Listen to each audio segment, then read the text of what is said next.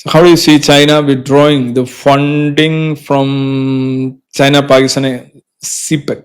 Do you think it's because Pakistan's closeness with America? അത് മാത്രമല്ല, ഈ സിപെക് നടക്കുമെന്നുള്ള ഒരു ധാരണ ഇപ്പൊ ചൈനയ്ക്കില്ല. ഒന്നാമത് ഈ ബലൂജ് റീജിയനിലും ഗോദർ പോർട്ട് അവിടെയൊക്കെ ഉണ്ടാകിയിരിക്കുന്ന സോഷ്യൽ ടെൻഷൻ അവരുടെ ചൈനീസ് ഉദ്യോഗസ്ഥന്മാർക്കും അവരുടെ കമ്പനി സാധനങ്ങൾക്കൊക്കെ സുരക്ഷിതത്വ ഭീഷണി, ഇതൊക്കെ വല്ലാത്ത രീതിയിൽ ചൈനക്കാരെ തന്നെ കൊല്ലപ്പെടുത്തിയിട്ടുണ്ട്. നിങ്ങൾക്കറിയാമല്ലോ, നമ്മളൊരു ലൈവ് ചെയ്താണ് ബലൂജ് സ്ത്രീ എന്ന് പൊട്ടിത്തെറിച്ചതും ചൈനീസ് ഉദ്യോഗസ്ഥന്മാർ അവരുടെ വണ്ടി, എംബസി, അങ്ങനെയൊക്കെയുള്ള കാര്യം.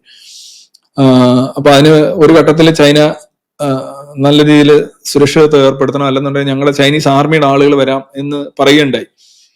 അപ്പൊ പാകിസ്ഥാൻ അത് നിഷേധിക്കായിരുന്നു, ഞങ്ങൾ തന്നെ നിങ്ങൾക്ക് സുരക്ഷിതത്വം ഏർപ്പെടുത്താം. അപ്പൊ ഈ സിപെക് ഒന്ന് ആദായകരമല്ല, രണ്ട് ഇന്ത്യ പ്രശ്നങ്ങൾ ഉയർത്തുന്നുണ്ട്. കാശ്മീരിലെ ഇന്ത്യയുടേതെന്ന് നമ്മള് ഡിക്ലെയർ ചെയ്തിട്ടുള്ള പ്രദേശത്തോടുകൂടി ഈ വണ്ടി പോകുന്നുണ്ട്, ഈ പാത പോകുന്നുണ്ട്. അപ്പൊ അതിൽ നമ്മുടെ ഒബ്ജക്ഷൻ വളരെ സ്ട്രോങ് ആണ്. അത് നമ്മളിപ്പോ ചൈനയെ കണ്ടപ്പോഴും എപ്പോഴും അതിർത്തി സംബന്ധിച്ചുള്ള പ്രശ്നങ്ങൾ നമ്മൾ ഉന്നയിക്കുമ്പോൾ അത് നമ്മൾ ഉന്നയിക്കാറുണ്ട്. അപ്പൊ അതുകൊണ്ട് പലതരത്തിൽ നോക്കുമ്പോൾ ഇത് തിരിച്ചു കിട്ടുമോ, ഇത് വയബിൾ ആണോ? പിന്നെ പ്രത്യേകിച്ച് ബലൂജ് നിവാസികൾ അവിടെ ചെന്ന് അറബിക്കടലിൽ ചേരണമല്ലോ, അത് നടക്കുന്നില്ല എന്നുണ്ടെങ്കിൽ വലിയ ബുദ്ധിമുട്ടായിരിക്കും. അപ്പൊ അവര് ഓൾമോസ്റ്റ് അവരത് മടക്കി വെച്ചിരിക്കുകയാണ്. പിന്നെ അമേരിക്കയായിട്ട് പാകിസ്ഥാൻ കൂടുതൽ അടുക്കുകയാണെന്നുണ്ടെങ്കിൽ ചൈന സ്വാഭാവികമായിട്ടും ഇതൊരു പ്രഷർ പോയിന്റ് ആയിട്ട് ഉപയോഗിക്കും എന്നുള്ള കാര്യത്തിൽ സംശയമില്ല.